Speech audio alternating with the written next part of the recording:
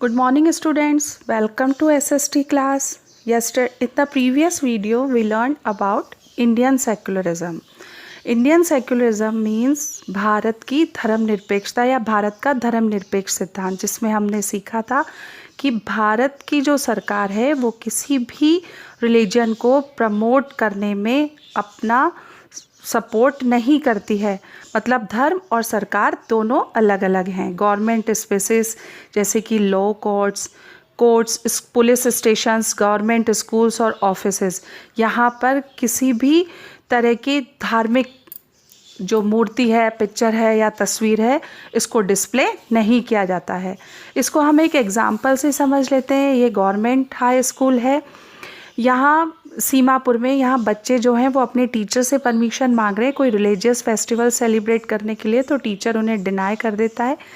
इसके पीछे रीज़न ये होता है कि अगर एक हिंदू फेस्टिवल सेलिब्रेट किया जाएगा तो बाकी के जो रिलीजियस फेस्टिवल्स है जैसे कि ईद है या फिर बैसाखी है, ये रिलीजियस फेस्टिवल्स भी सेलिब्रेट करने ज़रूरी होंगे। इसलिए इस ग्राउंड पर टीचर उन्हें मना कर देते हैं कि क्योंकि हम एक गवर्नमेंट स्कूल में पढ़ रहे हैं, हमारी जो सरकार है वो सभी धर्मों को एक समान रिस्पेक्ट देती है, इसलिए हम किसी भी एक धर्म को आगे नहीं बढ़ा सकते या किसी भी एक धर्म को आगे प्रमोट नहीं कर सकते।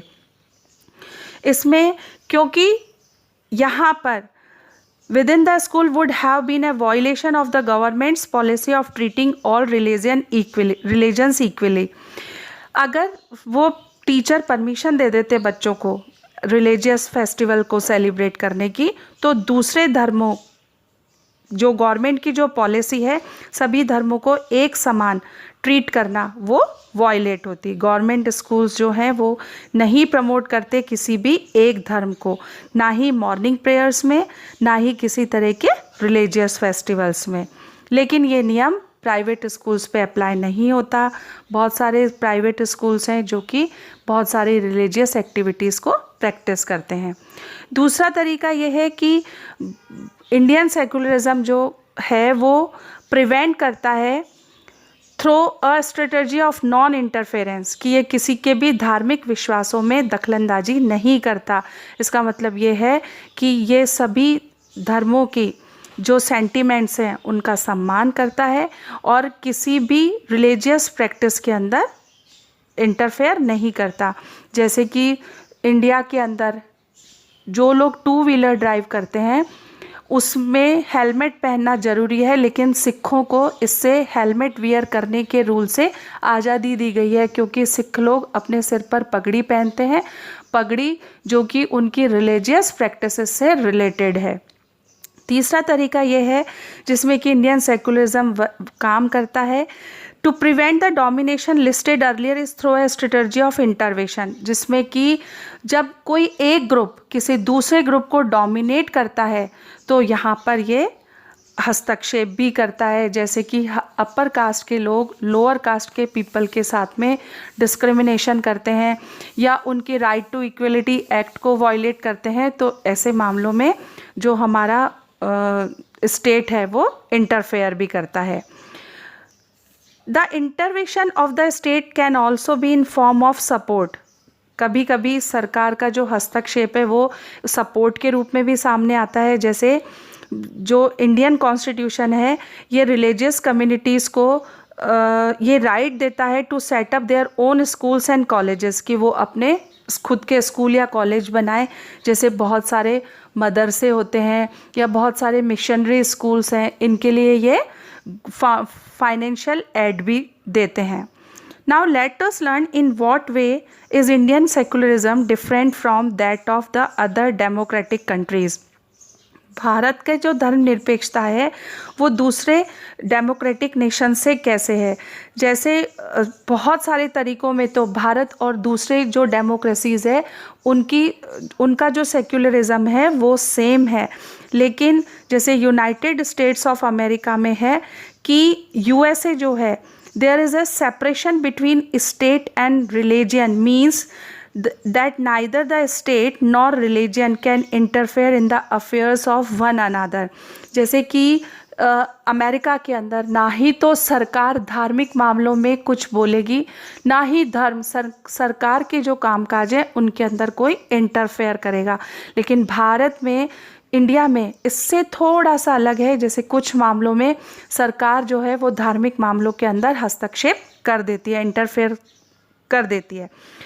There is one significant way in which Indian secularism differ from the dominant understanding of secularism as practiced in the United States of America, कि भाई इस तरह से ये अलग है जिसमें कि यूनाइटेड स्टेट्स में तो धार्मिक मामलों में सरकार किसी भी तरह का हस्तक्षेप नहीं करती, लेकिन भारत में अगर इस तरह किसी के जो कॉन्स्टिट्यूशनल राइट्स हैं वो अगर वॉयलेट हो रहे हैं तो इंडियन गवर्नमेंट ऐसे मामलों में इंटरफेयर कर देती है। ये एक तरीका है जिससे कि इस अमेरिकन सेक्युलरिज्म और इंडियन सेक्युलरिज्म जो है वो सेपरेट होते हैं। The Indian state is secular and works in various ways to prevent religious domination. हमारा जो भारत की सरकार है वो धर्मनिरपेक्ष सरकार है और ये कई तरीकों से काम करती है रिलीजियस डोमिनेशन को रोकने के लिए।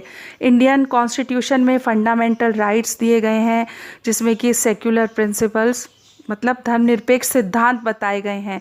लेकिन हमेशा ये कहना हर बार सही नहीं होता कि ये जो अधिकार दिए गए हैं ये totally as it is implement होते हैं इंडियन सोसाइटी पे, बल्कि कई जगह पर इस तरह के अधिकारों का हनन होता है।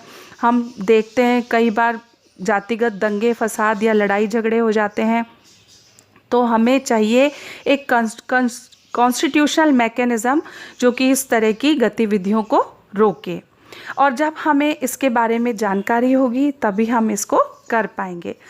फरवरी 2004 में फ्रांस के अंदर एक लॉ पास किया गया जिसमें उन सभी बच्चों के ऊपर, बच्चों को स्कूल में आने पर बैन कर दिया जो कि किसी भी तरह का रिलीजियस साइन पहनते थे या पॉलिटिकल साइन और सिंबल वो पब्लिक प्लेस के अंदर डेमोस्ट्रेट करते थे।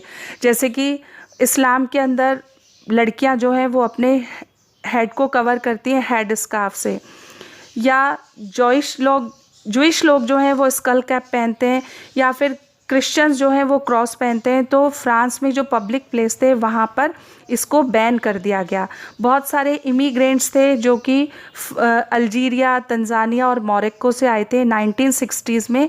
फ्रांस के अंदर काम करने वालों की, वर्कर्स की बहुत ज़्यादा कमी हो गई थी और अलग अलग देशों से बहुत सारे काम करने वाले लोग फ्रांस के अंदर पहुँचे थे। अब ये जो इमिग्रेंट्स थे, इनकी जो डॉटर्स थी ये हेड स्कार्फ पहनती थी स्कूल जब ये जाती थी स्कूल के अंदर। इन लड़कियों को स्कूल आने पर रोक लगा दी गई क्योंकि फ्रांस में ये रूल बना दिया गया कि कोई भी बच्चा पब्लिक प्लेस पर, या बच्चा नहीं बड़ा भी, पब्लिक प्लेस पर किसी भी तरह का कोई रिलीजियस साइन या सिंबल अपने साथ में वियर नहीं करेगा। I hope you understand the chapter. Thank you.